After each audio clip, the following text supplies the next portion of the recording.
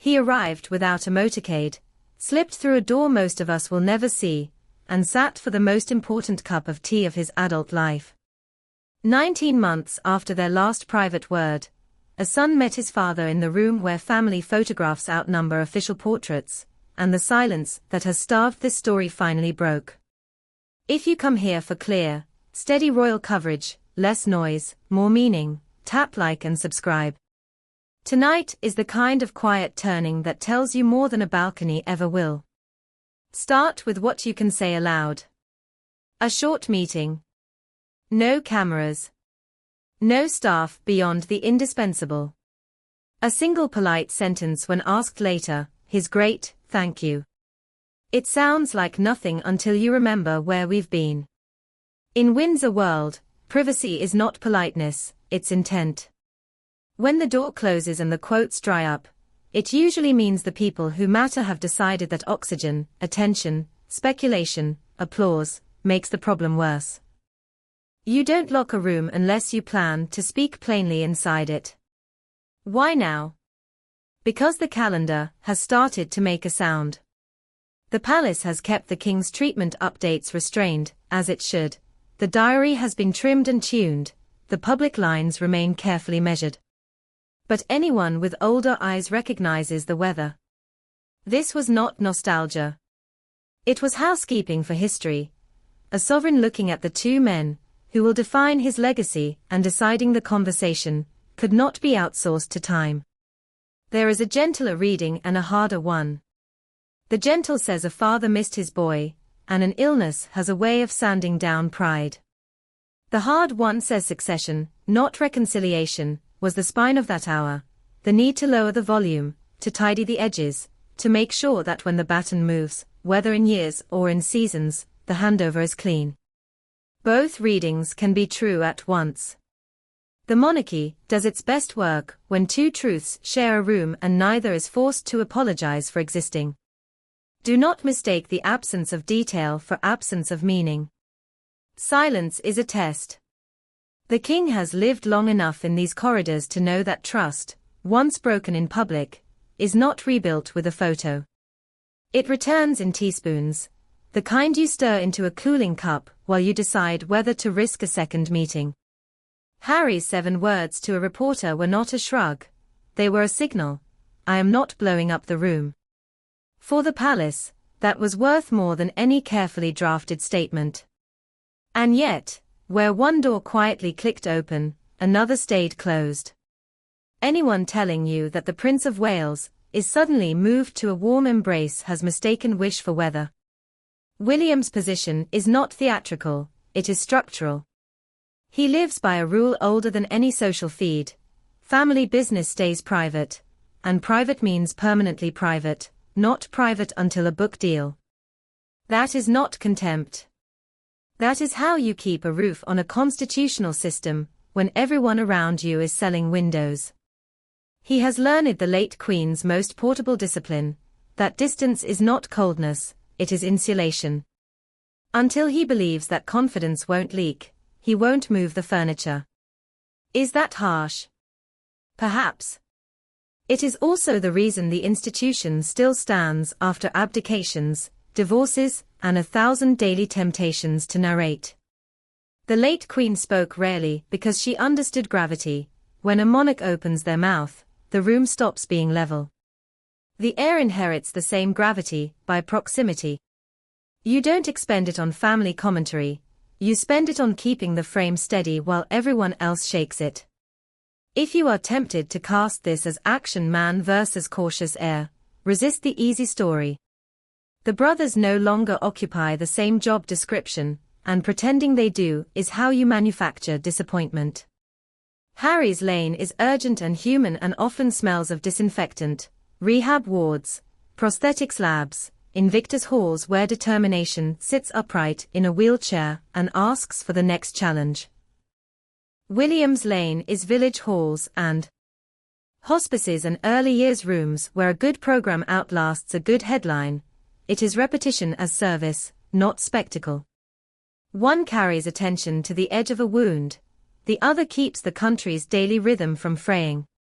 The monarchy needs both, but not in the same shot. So what, exactly, changes after one sealed hour? If the answer is honest, it is small and important: tone. A cooler room. Fewer barbed asides. A season with no sources close, narrating what was said over tea. You can feel the palace daring two things at once: asking a younger son to let silence do its job, and asking an elder son to leave a narrow corridor open just in case silence holds. That is not drama, it is discipline. And discipline, not glitter, is what keeps this system legible. The health question sits underneath all of this, and it will not be bullied into clarity by anyone's timetable. The king works, paces himself, keeps his obligations tidy. Treatments continue, plans exist, because responsible institutions plan. Planning is not panic. It is adult behavior. Does that include abdication talk? History and temperament say no. What it includes is the practical list you never see: which engagements quietly shift to the air, which patronages get paired with partners who can measure outcomes, which afternoons disappear into a discreet private, because rest is now part of the job. None of that proves crisis. All of it proves prudence. If you want a human anchor in this, look to the consort. Camilla's value to this reign does not live in quotes, it lives in ballast. She arrives on time, leaves rooms calmer than she found them, and refuses to add commentary when commentary would get her applause. In a week like this, the sovereign needs exactly that: less theatre, more temperature control. You can already hear the counter-argument: surely a single hour cannot undo books and interviews and years of static. Correct. Most reconciliations that survive begin not with fireworks, but with the unshowy discipline to do nothing provocative afterward. 3 quiet proofs will matter more than any warm photograph: time without leaks, parallel service that doesn't trip each other's headlines, and a polite refusal to turn private into content. If those show up over a season, the next cup of tea gets easier to pour.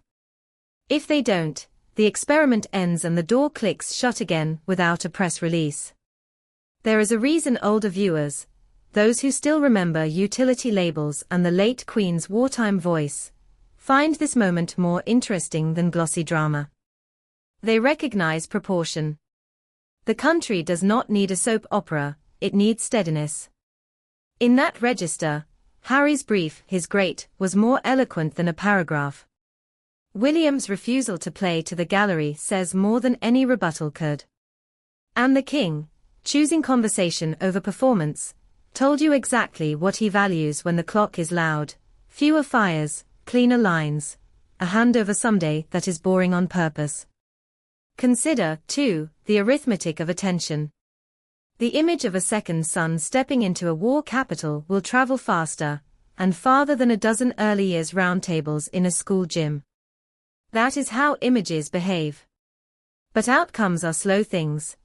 A grant approved for a veterans clinic, a speech that keeps a local council funding a program another year, a culture inside the family that stops producing new headlines while old wounds cool. If the brothers cannot coordinate, the work can still add up, as long as each stops sanding the other's gears.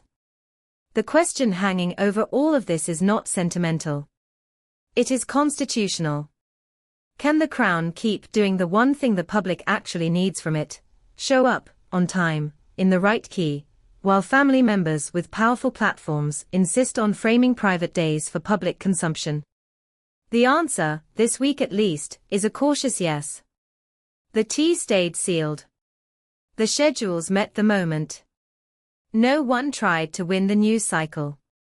For an institution that survives on quiet competence, that is not a small win. If you are listening for the most important line of the week, it wasn't in a briefing note, and it wasn't shouted across a rope line. It was the sentence the late Queen lived by, and that both sons, in their clumsy, human ways, keep trying to remember: be seen when it helps, be quiet when it heals, and remember that service is larger than you are. On that metric, the hour at Clarence's house passed. Now the test begins: a fortnight, a month, a quarter with no clever leaks, no strategic anecdotes, no clever friend of a friend quotes. If that happens, the next step becomes possible.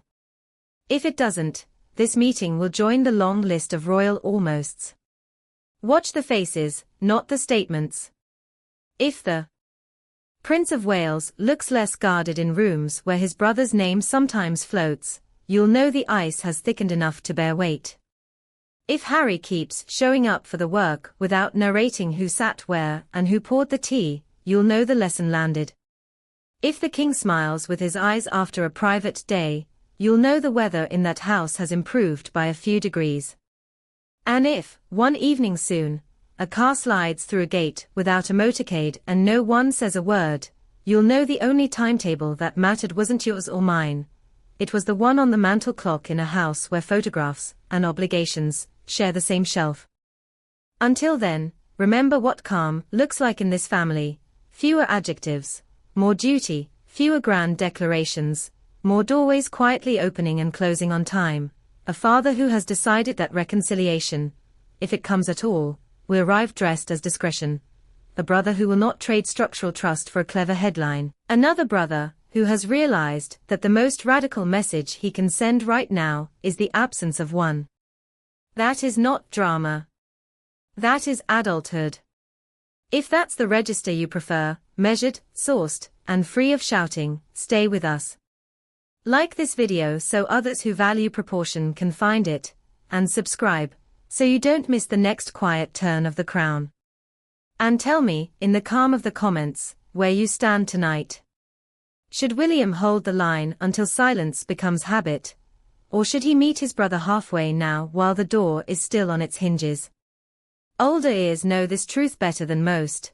Sometimes the bravest thing you can do is nothing at all, and keep doing it until the temperature drops.